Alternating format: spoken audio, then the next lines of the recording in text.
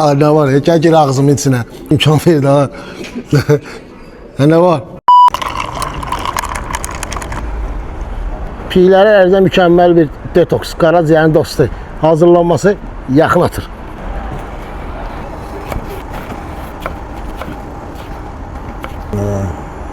Limon dostlar. Nane dostlar. Buz dostlar.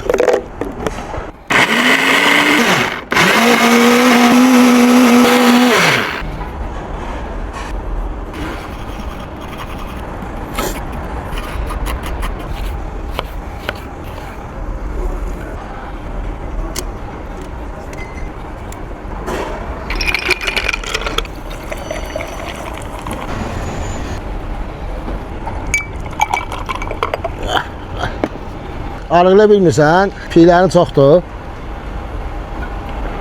Təzyiq də yuxarı, mədə bağırsağın da işləmə prosesi çətindir. Onda sənə bu kömək eləyəcək. Arada Şərq restoranında, Şef Bacayım. Gəl iç də.